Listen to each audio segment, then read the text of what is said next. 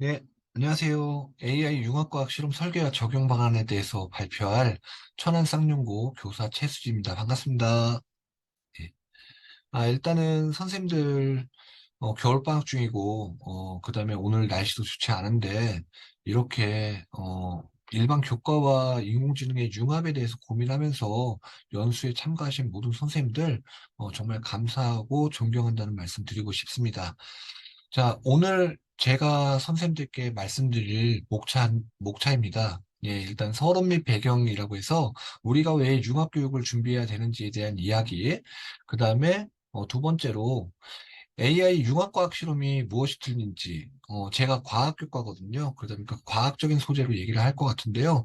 전통적인 과학 실험과 달리 AI 융합과학 실험이 어떤 부분에서 차이가 있는지에 대한 이야기를 드려야 될 것 같습니다. 세 번째로, 우리가 하는 모든 연구라든가 교육 활동은 학생의 성장을 기반으로 해서 이제 우리가 의미를 부여할 수 있잖아요. 그래서 학생들과 함께하는 능동적인 탐구 활동 사례에 대해서 말씀을 드리고, 네 번째로는 우리가 앞으로는 교과 간 연대가 상당히 필요할 것 같습니다. 그래서 저는 2년 동안 학교 밖에서 교사 공동체로 선생님들과 어떻게 하면 과학 실험과 인공지능을 융합시킬 수 있을까에 대한 고민을 많이 했었거든요. 그래서 동료 교사와 함께하는 AI 융합 수업 연구 사례에 대해서 말씀을 드리고요. 마지막으로 제가 생각하는 융합교육이란 결론과 앞으로 어떤 방향으로 이 융합교육이 발전해 나가야 될까? 저의 바램을 좀 담아서 선생님들께 발표를 하도록 하겠습니다. 일단은 선생님들 얼굴을 보고 발표를 진행하면 제가 조금 덜 떨릴 것 같은데 화면을 보면서 혼자 이렇게 떠들어야 되는 상황이다 보니까 어쩌면은 좀 부자연스러울 수도 있습니다. 우리가 본 강의를 통해서 선생님들과 많이 교류하고 그다음에 서로 아이디어를 공유하는 시간을 가졌으면 좋겠습니다. 많이 떨리네요. 이해해 주십시오. 자, 첫 번째로 이제 서론 및 배경입니다. 일단 제 소개를 간단하게 드리자면요. 제 이름은 최수진이고요. 저는 충남 천안에 있는 쌍용고등학교에서 근무를 하고 있습니다. 예, 그리고 올해 3월부터는 아마 충남 진로융합교육원이라는 곳에서 AWS 딥레이서라고 아마존에서 만든 자율주행 자동차가 있거든요. 예, 중학교 1학년 학생을 대상으로 자율주행차 교육을 하게 될 것 같습니다. 교직 생활의 대부분을 생명과학을 가리키고 통합과학을 가리키는 쪽으로 제가 활동을 해왔는데, 우연찮게 설화고등학교라는 곳에서 메이커 스페이스를 만들 기회가 생겼어요. 그래서 3년 동안 메이커 스페이스를 운영하고 커리큘럼을 짜고 아이들과 함께 활동하다 보니까 조금 더 전문적인 지식이 필요하겠더라고요. 그래서 인공지능에 대해서 좀 배워야겠다라는 생각이 들어서 AI 융합교육학과를 다녔었고요. 이제 올해 졸업을 앞두고 있습니다. 그런데 배움에는 정말 끝이 없는 것 같아요. 조금 더 컴퓨터에 대한 지식을 배워야지 아이들과 더 소통을 많이 할 수 있겠다라는 생각이 들어서 아마 새 학기부터는 이제 컴퓨터 교육학과 교육을 들을 것 같습니다. 어, 배우면서 느끼는 건데, 전공이 아니었던 과목들을 새로 배운다는 측면에서는 어려움이 많지만, 배우면 배울수록 아이들과 할 수 있는 활동들의 폭이 넓어진다는 느낌, 그리고 행복하다는 느낌을 받을 수 있는 것 같습니다. 그래서 선생님들도 낯선 영역이지만 너무 겁먹지 마시고, 어, 함께하는 즐거움을 찾는다는 쪽으로 우리가 좀 어려운 상황을 극복해 나가는 것이 좋지 않을까라는 생각도 해봅니다. 우리가 융합교육을 왜 해야 되는가에 대한 이야기를 드리려면은 근본적으로 일단 2022 개정교육과정에 대한 이해가 필요할 것 같습니다. 우리가 이제 도입될 2022 개정교육과정은 취지 자체가 초중고 학생이 디지털 AI 소양 함양 교육을 강화시켜야 된다라는 쪽으로 포인트를 맞추고 있어요. 그러니까 일반적인 교과 교육 내에서도 디지털 기초 소양을 함양할 수 있는 여러 가지 소재를 융합해서 함께 교육하는 것을 권장하고 있습니다. 예, 그래서 우리가 일반 교과와 정보 교과가 융합된 활동을 통해서 학생들의 결국 컴퓨터 사고력도 높아지고 그다음에 디지털 리터러시도 향상되는 쪽으로 예, 교육이 이루어지도록 지금 구성이 되어 있고요. 그러다 보니까 아마 이곳에 모인 선생님들도 이런 쪽에 있어서의 전문적인 지식을 습득하기 위해서 모인 걸로 저는 알고 있습니다. 어, 이 교육과정이 정말 성공적으로 잘 운영된다면 학생들한테 큰 도움이 될 것 같지만, 조금 예상되는 문제점들도 몇 가지 있기 때문에, 이야기를 좀 나누고 싶습니다. 일단은 2022 개정교육과정은 현행의 공통과목, 일반 선택 과목, 진로 선택 과목으로 묶여있던 보통 교과들이 네 가지 파트로 이제 개편이 됩니다. 그래서 공통과목, 일반 선택 과목, 진로 선택 과목, 융합 선택 과목으로 나뉘게 되고요. 그러다 보니까 기존의 일반적인 인문계 고등학교에서는 통합과 그다음에 물화생지, 원투에서 총 9개 과목 정도가 학생들한테 지도를 하게 되는 과학교과였는데 개정교육 과정에서는 총 과학교과가 19개 교과로 늘어나게 되고요.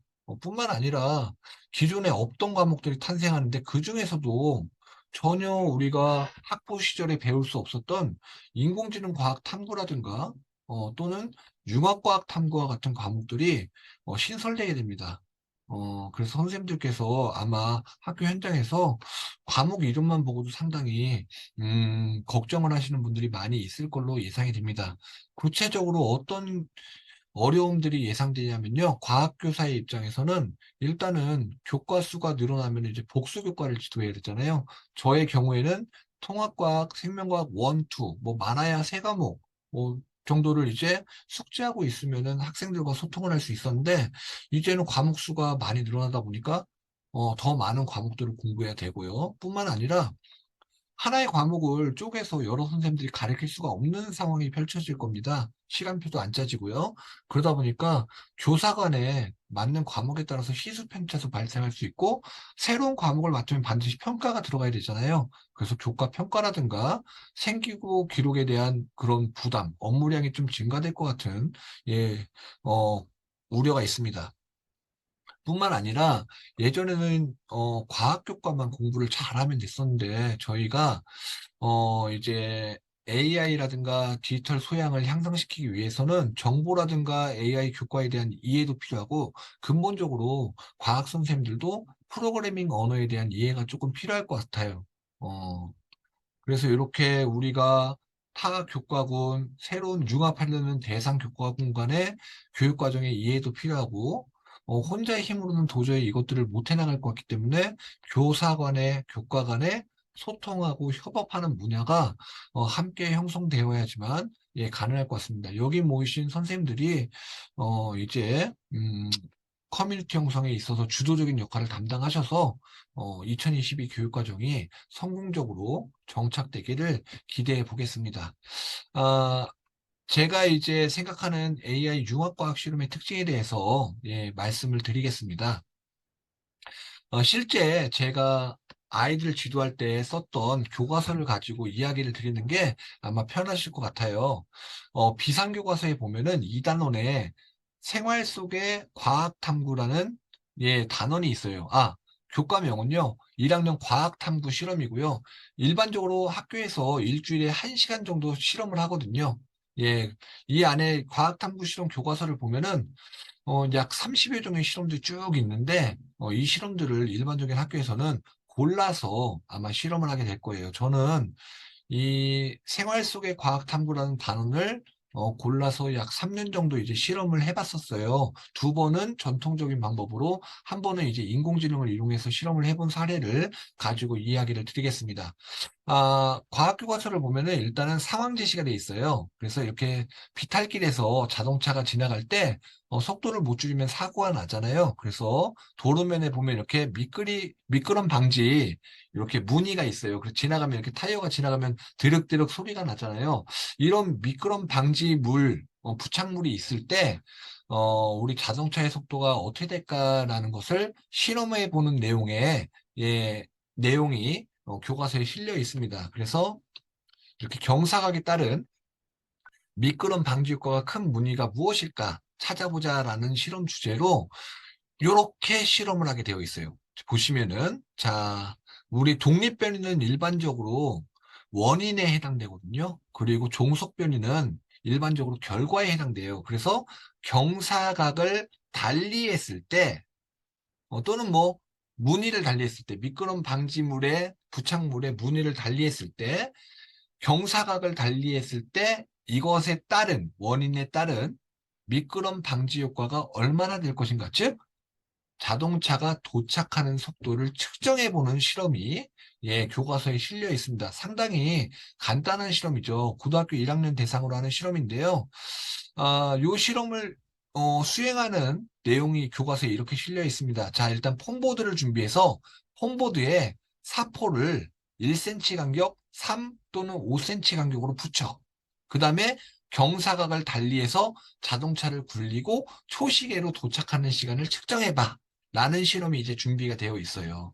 그래서 이걸 실제 현장에서 실험을 하게 되면은 1, 2차 시 때는 이론적인 배경을 좀 설명을 해야 되고요. 예, 그 다음에 가설에 대한 설명도 해줘야 되고 실험 장치 제작을 해야 돼요. 그래서 폼보드를 막 아이들이 커터칼을 갖고 막 폼보드를 자르고 사포를 잘라서 자를 댄 다음에 1cm 또는 5cm 간격으로 사포를 막 이렇게 붙여야 된단 말이죠. 그러다 보면은 폼보드랑 사포 가공하는 데 들어가는 시간이 약 2시간 정도가 들어가요. 2차 시 정도는 과학 활동과 상관없는 실험 장치를 제작하는데 2차 시 정도가 들어가고요.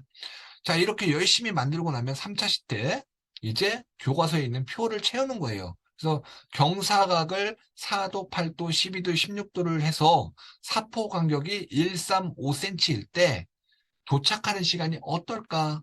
무늬가 없을 때와 사포가 있을 때, 사포가 촘촘하게 있을 때 얘들이 도착하는 시간이 어떤 차이가 있을까를 기록해 보는 활동을 하게 되어 있어요. 상당히 단순한 실험이죠. 선생님들은 모두 누구나 쉽게 할 수 있는 실험이고요. 근데 아이들은 이 실험 재료를 가공하고 여기까지 측정하는데 숙련된 아이들만 있는 것이 아니기 때문에 진짜 3시간 정도의 시간이 소요됩니다.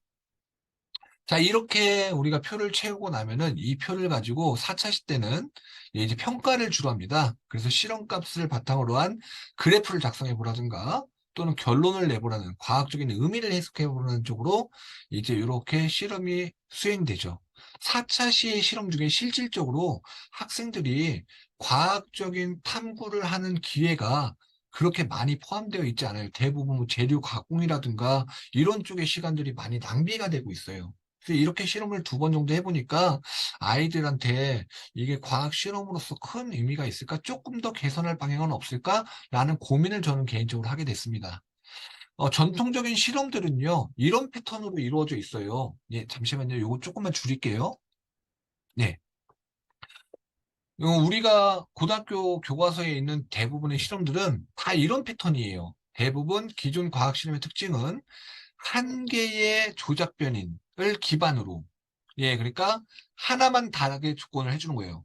한 개만 다르게 해준 조건으로 실험을 수행해서 종속 변인 결과를 얻고 그리고 이 결과를 가지고 어떤 원인일 때 어떤 결과가 나오는지 패턴을 분석하는 방법으로 과학 수업이 이루어지고 있어요. 그러니까 만약에 경사각이 4도일 때랑 경사각이 8도일 때 자동차가 도착하는 시간에는 어떤 차이가 있을까라고 했을 때 우리는 약속을 하게 되는 거예요. 무조건 통제 변인으로 사포의 간격은 무조건 똑같이 자동차의 크기는 반드시 같게 이렇게 해주고 경사각만 다르게 했을 때 어떤 결과가 나올 것인가를 실험하다 보니까 아이들이 실험 예측이 상당히 쉽다는 단점도 있죠.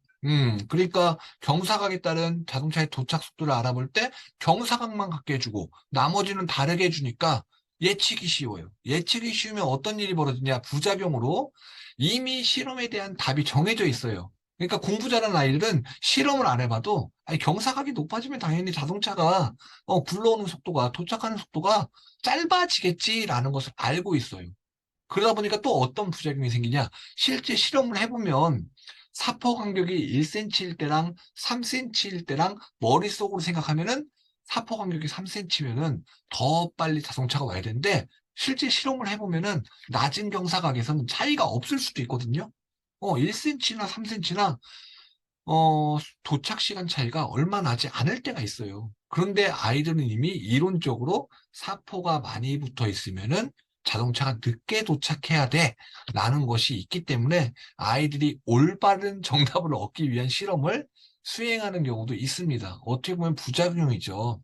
이미 실험에 대한 예측값이 있고 이게 정답이야라는 것이 머릿속에 있고 이것이 정답을 적어냈을 때 평가 점수를 더 많이 얻을 수 있어라는 것을 학생들은 알고 있기 때문에 실제 실험 데이터와 결과 보고서의 내용이 다른 경우가 발생합니다.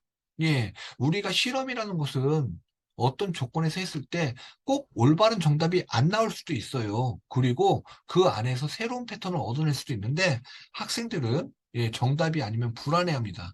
대부분의 기존 교과서에 실려있는 실험들이 한 개의 조작 변인으로 실험을 하다 보니까 아이들은 이것이 잘된 실험이다, 못된 실험이다를 미리 예단하는 경우가 있어요. 그러다 보니까 잘하는 친구들은 과학 실험이 재미가 없는 경우도 상당히 많이 있죠. 예. 그래서 이 실험을 좀 저는 변형해 봤습니다. 인공지능을 이용해서 실험하는 것이 가진 장점이 저는 이거라고 생각해요. 인공지능 기반 실험을 하는 가장 큰 좋은 장점 중에 하나가 통제 변인을 둘 필요 없이 여러 개의 조작 변인을 기반으로 실험을 수행할 수 있다는 점입니다. 대신 교사가, 자, 가장 왼쪽에 있는 말 읽어볼게요. 일단은 정당성이 확보된 실험을 준비해야 돼요. 그러니까, 학생들이 얻어야 될 지적 수준, 성취 기준에 맞는 교과서에 있는 우리가 실험, 그러니까 우리가 이 실험을 해야 될 정당성을 확보된 실험을 선생님들이 고르고, 그리고 기존 교과서에 있는 실험의 규칙을 약간 바꿔도 아이들이 배우는데 문제가 없는 이런 실험을 좀 구상을 하시는 게 좋을 것 같아요. 예.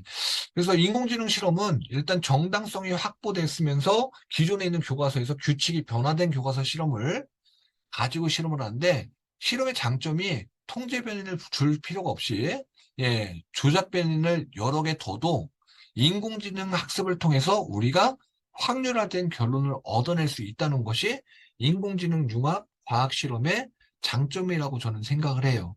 이렇게 실험을 하게 되면은 우리가 기존 과학 실험과 다르게 과학 수업의 무게중심을 어디에 둘 수 있냐?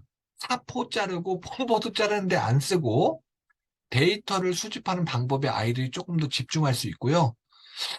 이렇게 다양한 조작된 상에서 변인 간의 상호관계, 결과를 얻는데 어떤 영향을 미치는 것이, 어떤 요인들이 더 영향을 미치는지에 대해서도 알아볼 수가 있고요. 나아가서 인공지능 학습 모델을 통해서 예측값을 얻어낼 수도 있고, 그리고 이 실험에 대한 과학적인 해석도 아이들이 스스로 해볼 수 있다라고 저는 기대를 해요. 결국 과학의 포인트를 맞춰서 인공지능이라는 도구를 활용해서 실험을 해서 결국 과학 실험에 대한 학생들의 학습 흥미도라든가 능동적으로 탐구 수행을 할 수 있는 의지를 이끌어낼 수 있다라고 저는 생각을 합니다. 제가 3년차 때 이제 그러니까 이 똑같은 실험을 세 번째 했을 때 이렇게 실험을 해봤어요. 실험 장치를 미리 만들었어요. 그래서 빗면 자동차 조착 실험이라고 이름을 붙였고요. 아까와 과학적인 원리는 똑같아요. 그래서 성취 기준에 포함된 실험이라고 보시면 될 것 같아요. 그래서 장난감 자동차를 굴리는데 폼보드가 아니고 레이저 커터를 이용해서 이렇게 속도계를 중간에 박아놓은 실험 장치를 만들었고요. 여기 오른쪽에서 자동차가 또르르 굴러갈 때 이 지나가는 속도, 첫 번째 구간에서 초속을 측정하고, 두 번째 구간에서는 종속을 측정하고, 그 다음에 마지막에 도착하는 시간을 아이들이 초시계로 측정을 해서, 이렇게 실험을 할 수 있게 4차시, 동일한 4차시 수업을 설계해 본 적이 있었습니다. 그래서 1차 시 때는 이론적인 배경에 집중을 했고요. 그 다음에 2차 시 때는 실제로 제가 만들어 놓은 장비를 이용해서 실험을 수행하고 데이터를 수집하도록 했고요. 3차 시 때는 이걸 가지고 오렌지3를 이용해서 인공지능 분석 및 응용 활동을 좀 해봤습니다. 아이들이 이제 궁금한 게 많아지거든요. 네 번째 4차 시 때는 아이들한테 보고서를 작성하게 하고 뭐 어쩔 수 없는 현실인데 약간의 평가를 좀 했습니다. 예. 수집된 데이터의 종류는 이렇습니다. 일단은 저울을 이용해서 장난감 자동차의 무게를 측정하고요. 그 다음에 빗면의 각도계를 이용해서 측정을 했고요. 그 다음에 여기 속도계를 이용해서 초속과 종속을 측정하고요. 마지막 초시계를 이용해서 도착 시간을 측정하게 이렇게 실험 장치를 구상했습니다. 그래서 아이들이 수기로 입력된 값을 이렇게 엑셀 시트로 받게 했고요. 여기 보시면 알겠지만 여기 왼쪽에 있는 빨간색 네모칸 친 곳이 조작변이라고 보시면 될 것 같아요. 그러니까 이제 원인, 실험에 대한 원인. 그래서 차량 무게와 경사각, 초속, 종속이 이런 엑셀표와 같은 조건일 때 도착 시간, 예, 요걸 타겟 값으로 잡아놨거든요. 요게 이제 종속변이라고 보시면 돼요. 실험 결과 도착 시간이 어떻게 달라지는지를 아이들이 반복적으로 실험을 하면서 이 데이터를 얻습니다. 얻고 나서 예, 이제 오렌지 3는 모델 구축하는 게 상당히 쉽거든요. 그래서 모델로 학습을 시킨 다음에 우리가 테스트 데이터셋을 넣었을 때 인공지능이 지금 예측한 값이 왼쪽 편에 있고요. 예, 그 다음에 여기 실제로 아이들이 측정한 데이터 값이 오른쪽에 있습니다. 예, 그래서 이렇게 데이터 값을 비교해 볼 수 있게 아이들한테 제시를 해줬어요. 어떤 경우에는 조건이 뭐 예를 들어서, 여기 좋네요. 여기 6번째, 밑에서 2번째.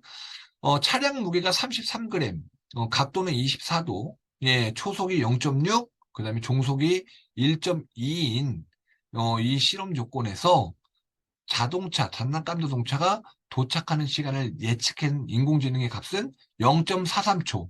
예, 실제로 아이들이 측정한 값도 0.43초. 예, 이렇게 예측값이 맞을 때도 있고요. 예, 틀릴 때도 있어요. 예, 오히려 틀린 게 더 좋거든요. 그래서 이렇게 편차가 있는 경우에도 많이 있는데 이런 것들을 보면서 아이들이 이제 고민을 하게 되는 거죠. 선생님, 왜 인공지능 예측값과 제가 측정한 값이 다릅니까? 라고 물어볼 수도 있는 거예요. 예, 뭐, 물론, 여기 실험에는 빈틈이 많기 때문에, 선생님들이 이야기해 줄 거리가 많아요. 일단 초식에는 사람이 누르잖아요. 예, 사람이 자동차를 놓는 것을 보고 누르기 때문에 사실은 오차가 있을 수 있죠. 예, 그렇기 때문에 아이들한테 이런 얘기를 같이 해주는 것도 좋을 것 같아요. 데이터 수집을 객관적으로 할 수 있는 방법을 고민하는 것도 중요할 것 같다라는 얘기를 하는 것이 좋습니다. 우리가 눈으로 보거나 손으로 재거나 하는 데이터가 항상 일반적인 정답에 해당되지 않을 수도 있어. 하지만 인공지능을 이용해서 이렇게 실험을 구상하고 해보니까 인공지능이 내리는 답이 우리가 실제로 측정하는 것과 비슷한 패턴을 보일 수가 있어라는 얘기도 할 수 있고요. 데이터의 양이 많아지면 많아질수록 모델의 성능이 떨어지더라도 인공지능이 정확한 값을 예측할 수도 있을 것 같다라는 얘기만으로도 아이들과 함께 활동하면서 나눌 수 있는 이야기가 상당히 많아집니다. 뿐만 아니라 우리가 이렇게 얻은 데이터, 지금 조작 변인이 엄청나게 많은데, 이 조작 변인이 결과값에 어떤 영향을 미치는지를 이렇게 페어플롯이라든가 히트맵을 이용해서 제시해 줄 수도 있어요. 얘들아, 히트맵을 보면은, 상관관계를 서로 간의 변인 간에 죄송합니다. 발음이 잘 안 돼서. 상관 관계를 알 수가 있는데, 자, 이걸 보면은 너희들이, 도착 시간에 어떤 변인들이 영향을 미치는지 너희들이 파악해봐. 예, 이런 식으로 아이들한테 던질 수가 있고요. 그러다 보면 아이들은, 이 실험을 어떻게 튜닝하면 더 재미있게 실험할 수 있겠다. 이런 이제 상상력이 높아질 거라고 저는 기대를 합니다. 실제로 실험을 해보니까 아이들이 정말 재밌어하고 질문이 평소에 교과서에 있는 실험을 할 때보다 훨씬 더 많은 질문이 나오는 것을 느낄 수가 있었어요. 그래서 이런 자료들이 사실은 교사 개인이 만들어내기에는 쉽지 않고 커뮤니티 안에서 단원별로 쪼개서 함께 협업하면서 만들어지고 아이들이 좀 더 행복하게 과학 공부할 수 있는 사례가 수집이 됐으면 하는 개인적인 바람이 있습니다. 이렇게 탐구 활동을 재구성을 해서 수업을 했을 때 어떤 의의가 있는가를 한번 얘기를 해볼게요. 어, 인공지능이 정말 재밌는 점이 이런 거죠. 우리가 아까 조작변인으로 실험 데이터를 얻고 조작변인으로 도착 속도를 종속변인, 나머지 요인들을 조작변인으로 놨지만 실제 인공지능 학습을 통해서 이런 탐구 활동도 가능해요. 조작변인으로 도착 시간을 넣는 거예요. 그러니까 빗면의 각도와 초속과 종속과 도착 시간만 주고, 우리 종속변인으로 지금 이 속도 데이터를 봤을 때 지금 굴린 장난감 자동차의 무게를 추측해봐. 이렇게 거꾸로도 실험이 가능해요. 예. 물론 이 답은 예측값은 맞을 수도 있고 틀릴 수도 있지만, 이렇게 역산해서 실험을 할 수 있다는 것이, 그리고 그 실험을 역산해서 실험하는 것이 시간이 정말 짧게 걸린다는 것이 아이들한테는 진짜 정말 많은 도움을 줄 수 있고 영감을 줄 수 있거든요. 그래서 이렇게 우리가 조작 변이를 바꿔서 다양한 탐구 활동이 가능하다는 장점이 있다는 것도 말씀을 드리고요. 두 번째로 이게 더 재밌는 거죠, 사실은.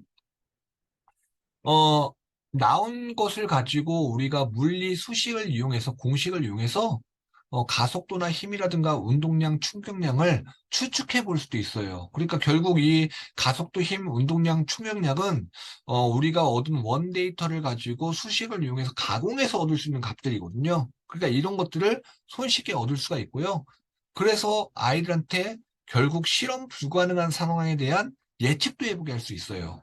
그러니까 우리가 장난감 자동차를 비록 굴렸지만, 얘들아, 중량 2톤이 나가는, 뭐, 예를 들어서 9인승 카니발이 경사가 8도에서 그냥 만약 빗면 운동을 하게 되면은, 얘가 만약 담벼락을 받게 되면은, 어떻게 될까? 또는 뭐 예상되는 운동량이 어떨까? 계산해봐라고 했을 때, 아이들이 쉽게, 계산해보거나, 또는 운동량이나 충격량을 배우지 않았어도 예측해 볼 수 있는 사례가 될 수 있을 것 같아요. 얘들아, 인터넷 검색을 해보니까 충격량이 이만큼 되면은 사람이 만약에 부딪혔을 때 어떻게 다칠 수가 있대. 그러니까 우리, 이래야 된다. 과속방지턱이 있어야 된다. 뭐 이런 식으로 뭐 이야기를 또 끌어나갈 수도 있겠죠. 네. 아무튼 인공지능 실험을 해보면은 아이들이 질문이 빈도가 많아지고 우리가 예측할 수 없는 질문도 많이 한다는 것이 가장 큰 장점 중에 하나인 것 같습니다. 제가 연구하고 있는 건데, 죄송합니다. 다음 얘기고요. 죄송합니다. 자, 그래서 아무튼 학생들이 이제 과학적인 호기심이라든가 탐구력, 신장이 가능해지고 인공지능으로 통해서 얻어지는 결과가 분명 정확한 정답이 아닐 수 있지만 이것 자체가 상당히 교육적 가치가 있고, 특히나 선생님들이 교과 내의 실험을 가지고 한다면은 대부분 교과서에 쓰인 실험들은 과학적으로 정말 역사적으로 유명한 실험이고, 정말 많은 검증을 통해서 선정된 실험이기 때문에 실험이 안정적입니다. 그러니까 이런 실험을 가지고 튜닝해서 쓰게 되면은 대부분 선생님들 마음속에는 예상 가능한 정답을 가지고 아이들이 고민할 수 있는 계기를 마련해 줄 수 있다라고 저는 생각합니다. 음. 우리가 융합과학 실험은 음, 규칙이 없이 갈 수는 없잖아요. 그래서 어느 정도 이런 흐름으로 수업이 진행되면은 좋겠다라는 생각을 저 개인적으로 해봤습니다. 뭐 논문에 써 있는 것도 아니고 제가 이제 경험을 해보니까 이런 패턴으로 흘러가는 것이 좀 좋을 것 같다라는 제안을 좀 드려봅니다. 과학탐구 실험은 뭐 도입, 전개, 결론부로 세 개 분야로 나눴을 때 일단 도입부에서는 탐구 문제를 제시해 주는 게 좋을 것 같아요. 그래서 교과서에 있는 탐구 문제를 제시해 주거나 교과서의 내용을 조금 튜닝했다면은 유인물로 제공해 주는 게 좋을 것 같고요. 이론적인 배경이라고 해서 이 실험을 완벽하게 아이들이 수행하기 위해서는 우리 과학적인 지식을 사전에 조금 알아야 될 필요가 있잖아요. 결론을 미리 알려줄 수는 없지만 사전에 미리 알아야 과학적인 의미를 해석할 수 있기 때문에 이런 이론적인 배경, 그다음에 실험에 대한 가설까지 설명을 해주는 것을 도입부로 잡아놨습니다. 자, 전개부에서는 우리가 기존에 전통적으로 하던 거예요. 탐구, 설계 및 수행. 그다음에 데이터 수집 활동을 하는 것이 좋을 것 같다. 그런데 전통적인 실험은 이렇게 측정 후에 직접 수기로 데이터를 기록하기도 했고, 과학실에는 MBL이라는 장치가 있잖아요. 센서가 달린 이제 데이터를 수집해서 엑셀로 만들어주는 장치요. 그래서 MBL을 이용해서 데이터를 수집하는 것까지가 전개다. 하지만 우리가 이제 인공지능 융합 실험에서는 꼭 MBA를 쓰지 않고도 아두이노 센서를 이용해서 측정을 하거나 또는 웹상에 있는 공공 데이터를 이용해서 데이터를 수집하는 활동도 확장적으로 넣어주는 것이 좋을 것 같고요. 그리고 전개부에서 실험을 할 때, 학생들의 수준에 따라서 이런 활동들을 넣는 게 좋을 것 같아요. 간단한 데이터 가공이라든가, 그 다음에 시각화, 또는 인공지능 분석까지 이렇게 넣는 것이 좋을 것 같습니다. 밑에 있는 데이터 가공 및 분석이 결국은 인공지능 융합 실험에서 선생님들이 갖춰야 될 전문적인 분야가 아닐까라고 저는 생각을 해봐요. 그 결론부에서는 이제 이렇게 수집된 데이터와 시각화된 자료를 가지고 다시 과학으로 돌아와야 되는 거죠. 그래서 데이터를 가지고 우리가 과학적인 해석을 내려보고 그리고 학생들의 질문이라든가 학생들이 실험했던 내용에 대해서 교사의 피드백과 반드시 우리 학생들이 실험을 마치고 느낀 점이라든가 결론을 스스로 내보는 매듭이 꼭 필요하다고 저는 생각을 하거든요. 그래서 보고서 작성과 발표까지 예, 이렇게 이루어지는 것이 AI 융합 탐구 실험의 큰 흐름이라고 저는 개인적으로 생각합니다.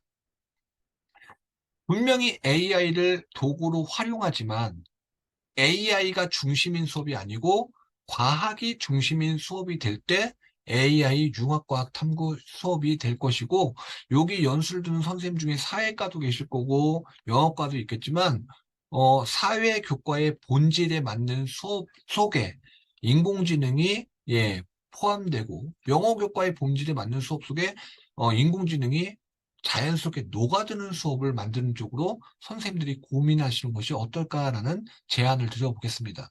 예.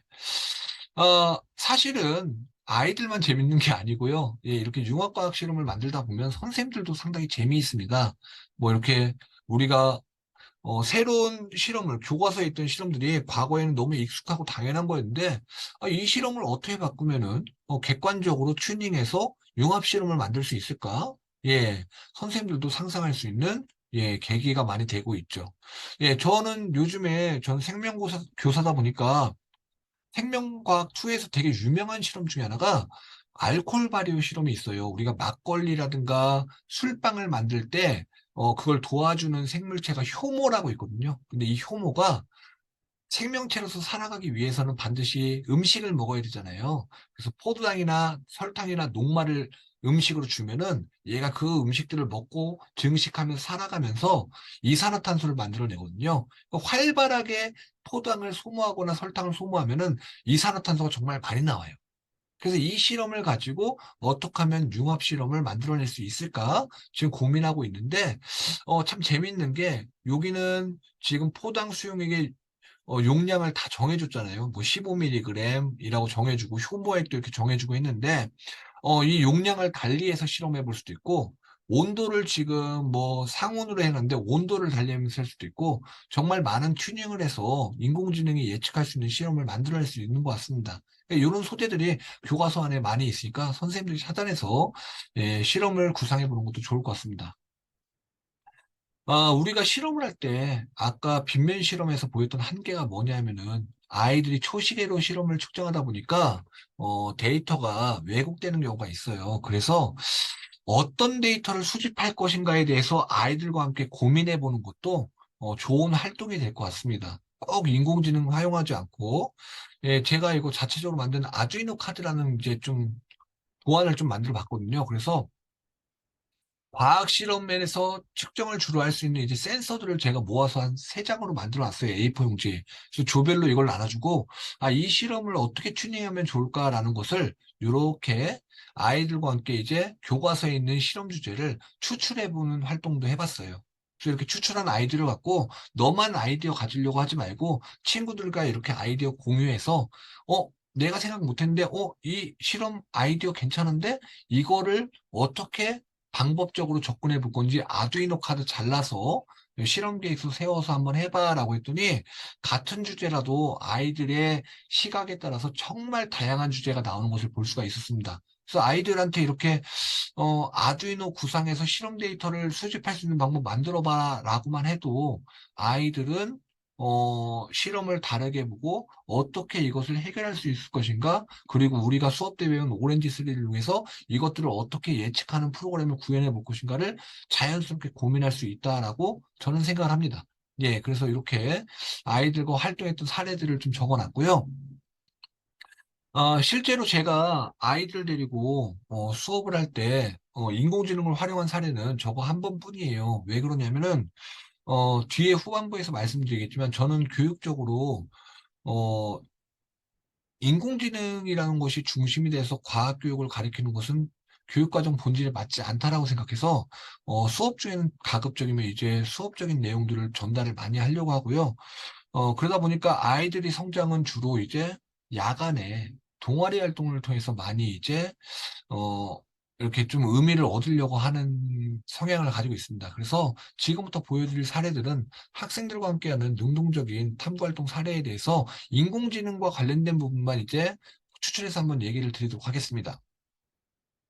일단은 우리 AI 융합 수업 적용의 궁극적인 목표는 우리가 AI 활용 수업이 학생 간 우열을 나누는 평가 지표가 되어서는 안 된다고 생각을 해요. 그러니까 우리가 수업 중에 하고 그것을 평가를 하고 하는 활동들이 결국은 인공지능 잘 아는 학생과 모르는 학생을 나누는 또 하나의 또 이게 우열을 나누는 지표가 돼서는 이 교육적인 의미가 좀 없을 거라고 저는 생각을 하고요.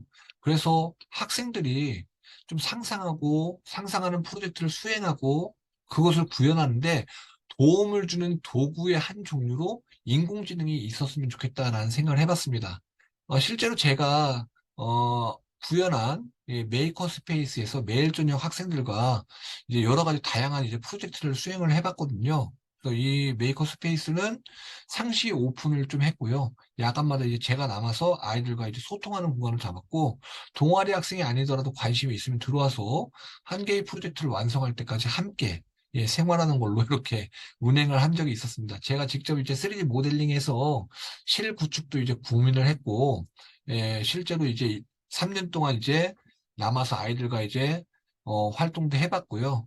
이게 또 교육적으로 가치가 있다라고 이제 학교장님께서 허락을 해주셔서 이렇게 또 다른 시를 학급 단위에 이제 실습을 할 수 있는 공간을 만들어서 아이들과 이제 융합교육에 대한 고민도 많이 하고 아이들과 이렇게 대회도 나가고 여러 가지 이제 체험도 활동도 하면서 아이들과 진짜 즐거운 시간을 많이 보냈는데 사실은 우리가 수업을 통해서 아이들한테 전달하는 것도 좋지만 수업이 마중물이 돼서 아이들이 야간에 스스로 학교에 남아서 뭔가 활동을 하고 깨우침을 얻는 것도 좋은 것 같습니다. 그래서 제가 이걸 동아리를 운영하면서 아이들한테 했던 얘기는 일단은 대부분의 사전 자료는 교과서 안에 있는 주제를 바탕으로 우리가 인공지능 실험위를 구상해 봐라 라는 얘기를 많이 했습니다. 왜 그러냐면 어, 교과세부 특기사항을 기록하기에 아무래도 성취 기준이 있는 내용을 아이들이 실험하는 것이 본질에서 벗어나지 않을 것 같고요. 그리고 교과서 안에 있는 실험만으로도 아이들이 탐구 활동을 할 수 있는 사례들이 상당히 많다라고 저는 생각을 합니다.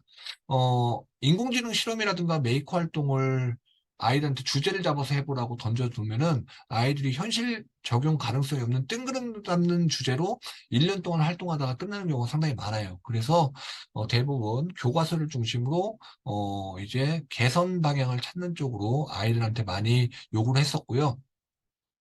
실제로 이 활동을 한 3년 정도 하다 보니까 정말 재밌는 사례들이 많이 나오더라고요. 원래 이렇게 생물 실험할 때는 이제 세균 배양 같은 걸 많이 하잖아요. 그래서 고초균을 갖다가 배양해서 이 균들의 증식 속도를 측정하는 실험을 고등학교 3학년 학생이 하고 싶어 했는데, 아, 기존의 실험들은 이제 이렇게 세균들이 뿜어내는 초산, 그러니까 산성 물질의 pH 농도를 가지고 세균들이 얼마만큼 있는가를 이제 분석하는 식으로 이제 실험이 이루어졌는데, 이것들을 이 친구들이 아두이노랑 탁도 센서를 이용해서 세균 가설이 있습니다. 가설은 플라스크 내에서 시험관 내에서 세균들이 많이 증식하게 되면은 분명히 용액이 흐려질 것이다. 그래서 탁도가 점점 높아지게 되면은 세균의 숫자가 많아진다라는 가설을 가지고 이렇게 아두이노 센서와 간단하게 이제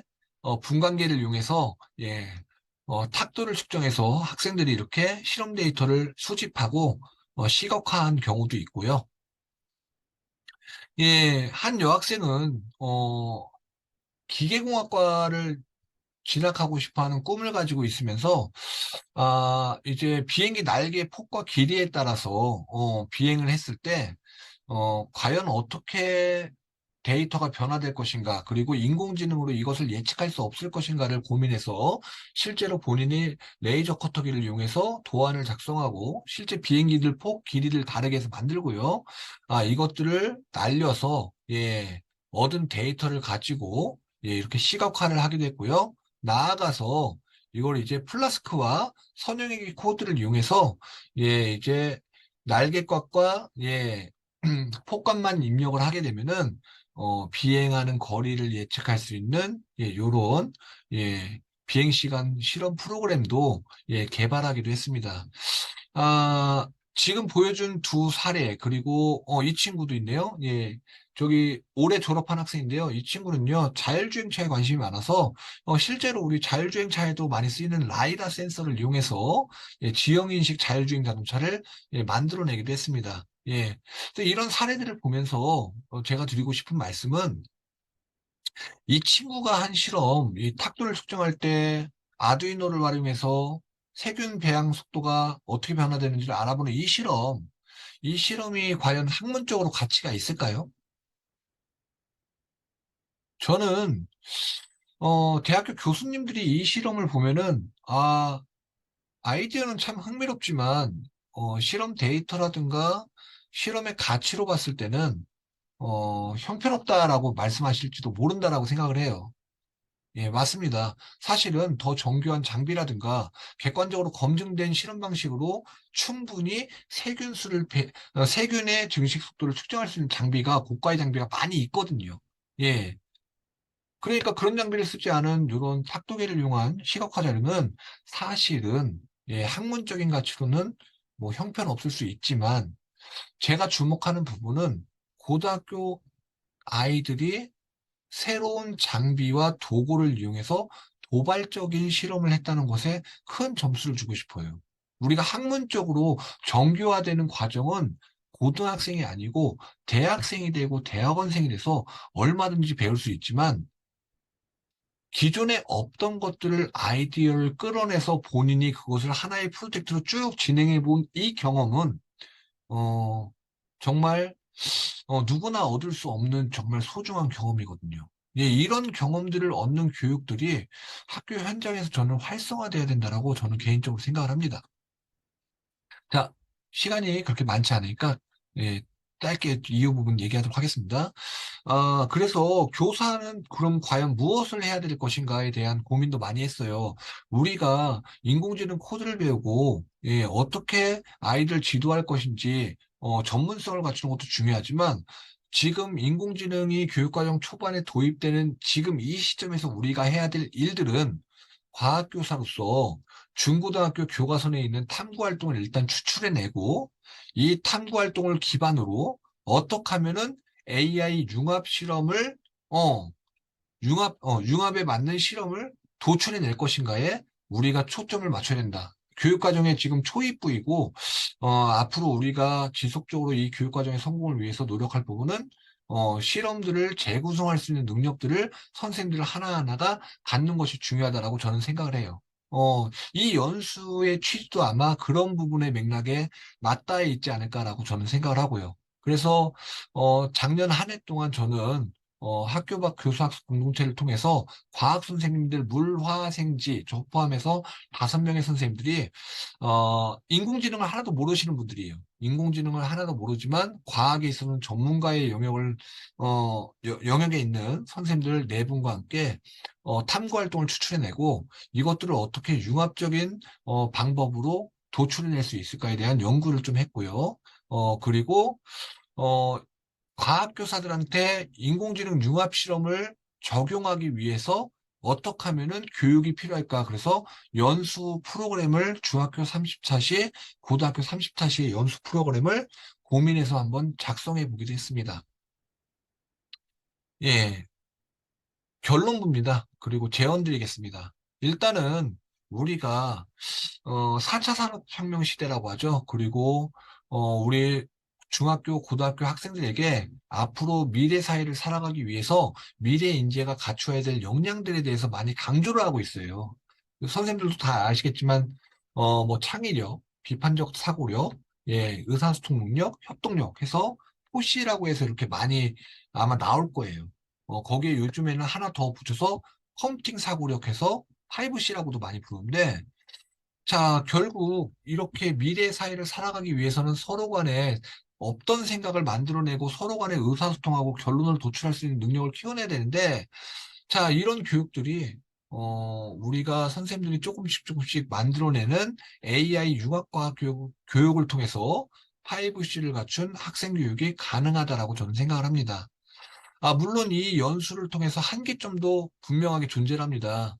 감히 제가 선생님들께 발표를 드릴 입장의 수준인지는 모르겠지만, 이 본 연수 강의의 한계점은 분명히 존재해요. 왜 그러냐면 일단은 제 가치관의 문제인데, 저는 교과 수업 내 수업 적용에, 어, 일단은 수업 적용을 한 사례가 상당히 충분하지 않아요. 그리고 연구를 목적으로 하진 않았어요. 처음부터. 그러다 보니까 생명과학에 대한 인식이라든가 사전 인식 또는 수업 후에 뭐 이렇게 만족도라든가 수업 후 인식 개선 여부에 대해서 사실 연구 데이터가 하나도 없다는 것이 일단은 제 강의의 한계점이에요. 그러니까 제가 좋다라고 아무리 얘기하지만 객관적인 사례가 없기 때문에 이런 부분은 앞으로 추후에 좀 더 연구를 해서 선생님들께 발표를 했으면 좋겠고요. 교과 수업 내에 일반적으로 그리고 수업을 하지 않았던 이유 중에 하나가 적용을 하지 않았던 이유가 교과 수업의 본질을 좀 지켜야 된다는 생각을 많이 했어요. 이게 융합을 하다 보면은 부수적으로 이제 정보적인 지식들을 많이 넣어줘야 되거든요. 그래서 어, 일단 교과 수업의 본질을 좀 지켜야 된다. 그리고 평가를 동반한 일회성 수업을 하기 위해서 이렇게 적용을 하는 우수 사례가 과연 옳을까라는 좀 개인적인 저 가치관의 문제로 인해서 사실은 이 강의가 이런 한계를 좀 갖는 것 같습니다. 대신에 저는 동아리 활동을 중심으로 좀 얘기를 했어요. 그러니까 장기간에 진짜 1년 동안에 매주 뭐 일주일에 두 번이면 학생의 입장에서 두 번이면 두 번, 뭐 6시간 이런 식으로 해서 장기 프로젝트로 해서 교과 수업 중에 배운 내용을 학생들이 반과 후에 적용시키는 방향으로 좀 지도를 많이 했고요. 이런 활동을 통해서 사실은, 아이들이 변화하기 위해서는 충분한 시간이 필요하다고 생각을 했습니다. 그러니까 충분한 시간 확보를 위해서는 결국은 방과 후에 교사의 희생이 조금 따를 수도 있다라는 생각이 들어요. 예. 이런 한계점이 있어요. 아무튼. 그래서 이런 부분은 좀 앞으로 좀 개선해 나가도록 하겠고요. 음. 그리고 이제 정책적으로도 좀 사실은 좀 변화가 일어나야 되는 부분이 있어서 여기 좀 첨가를 했습니다. 우리가 사실 선생님들이 능력이 워낙 뛰어나고 사실은 학생 주도형 프로젝트 수업을 모든 선생님들이 다 진행할 수 있지만 그렇게 현실적으로 하시지 못하는 이유 중에 하나가 물리적인 공간과 시간이 부족하기 때문이에요. 그래서 이런 부분에 있어서 제도적으로 좀 도움을 많이 줬으면 좋겠고요. 그 다음에 우리가 사실은 프로젝트 학습이라는 것은 학생 간의 우열을 나누기 위한 것이 아니고 학생 개개인의 향상을, 능력이라든가 이 안목의 향상을 위해서 하는 건데, 우리는 사실 모든 전과 수업 내의 활동들은 평가를 기반으로 돌아가다 보니까, 자유롭지 못한 부분이 좀 있습니다. 그래서 평가제도의 근본적인 변화도 필요하다라고 저는 생각을 합니다. 자, 마지막으로, 그렇다면 우리 선생님들은 AI 융합교육을 위해서 어떤 노력을 해야 될 것인가? 이 얘기로 마무리를 짓겠습니다. 일단 첫 번째로 교과에 대한 이해가 필요하다고 생각합니다. 내가 맡은 과학교과뿐만이 아니라 인공지능 교과서라든가 정보교과, 내가 융합을 하기 위한 교과와의 교육과정, 탐구활동, 공통점을 찾아내는 연습을 많이 하셔야 될 것 같고요. 특히 데이터 과학과 인공지능에 대한 프로그래밍에 대한 이해도 기초로 가지고 있어야 될 것 같다라는 생각을 해봅니다. 자, 그 두 번째로 음, 어, AI 융합과학 실험을 어떤 방향으로 끌고 갈 것인가에 대한 고민도 필요하다라고 생각을 합니다. 그래서 데이터를 수집하고 이 데이터를 가지고 어떤 데이터를 분석하고 시각화하실 것인가, 그리고 무엇을 예측할 것인가, 그를 통해서 어떤 과학적인 해석을 내릴 것인가에 대한 전반적인 수업의 큰 틀을 선생님들께서 고민을 좀 하셔야 될 것 같아요. 이런 부분을 개정교육 과정에서는 많이 고민을 하셔야 될 것 같고, 아, 뿐만 아니라 이제 연구 방법론에 대한 이해도 좀 필요하지 않을까라는 생각도 해봅니다. 아이들이 이제 개별 프로젝트를 진행했을 때 체계적으로 조금 더 과학적으로 접근할 수 있는 방법이 무엇일까에 대한 그런 부분에 대한 고민도 필요하다. 네. 마지막으로 한 명의 교사가 모든 것을 할 수 없기 때문에 교사 간 소통하고 협업을 하기 위한 과제를 좀 제시해 주는 것이 좋을 것 같습니다. 예. 같은 주제인데 교과군이 다른 선생님들이 만났을 때 이 다른 관점을 어떻게 극복하실 것인가에 대한 이 고민들, 예, 그 고민들이 현장에서 꼭 필요할 것 같습니다. 제가 일기 융합 연수를 받았을 때 정보 선생님 두 분과 기술 선생님 한 분과 그리고 저와 이렇게 융합 수업을 3차시 분량으로 설계를 했던 적이 있습니다. 그래서 제목은 데이터로 살펴보는 생물 분류고요. 음, 1차 시에서는 이제 생물학적인 이제 분류의 개념에 대해서 설명을 하고, 두 번째 2차 시에서는 예, 이 데이터셋을 가지고 데이터를 수집하고 설문조사를 하고, 마지막 3차 시에서는 데이터 분석으로 갔어요. 예. 그래서 이제 이게 정보 선생님과 생물 선생님이 가중치를 어디에 두느냐에 따라서 사실은 이 수업이 정보 수업도 될 수도 있고 생물 수업도 될 수 있어요. 예.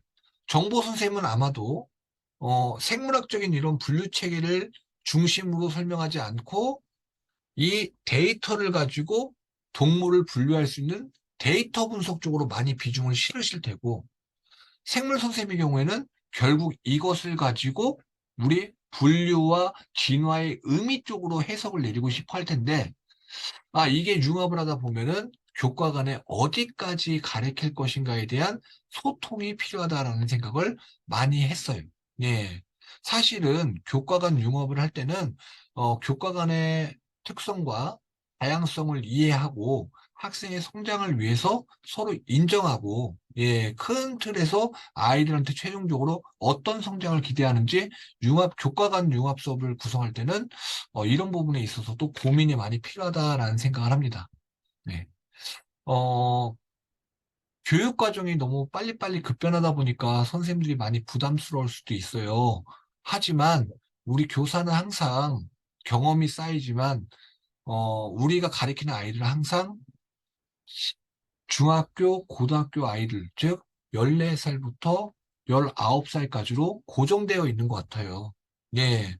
교사가 모든 것을 알고 지도하는 것은 불가능하지만 학생들과 소통하면서 함께 성장을 한다는 생각으로 배움을 멈추시지만 않는다면은 올해, 내년, 내후년 시간이 흘러갈수록 교사의 경험치는 쌓이고 아이들을 지도하기 위한 전문성은 늘어만 갈 거라고 저는 기대를 합니다.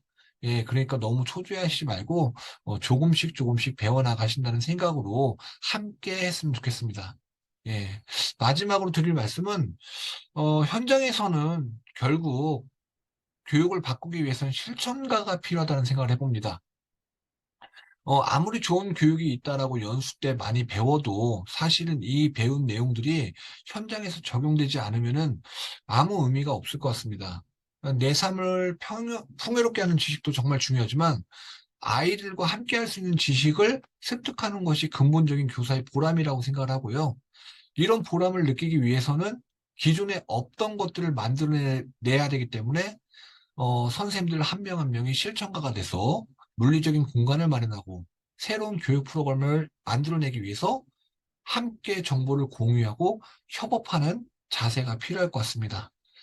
예, 그래서 우리가 더 나은 교육을 위해서 앞으로 이 연수를 통해서 많은 것들을 배우고 예, 함께 할 수 있는 계기가 되었으면 좋겠습니다. 장기간 예, 부족한 강의 발표 들어주셔서 감사하고요. 예, 조만간 오프라인에서 뵙고 다시 한번 말씀드리도록 하겠습니다. 감사합니다.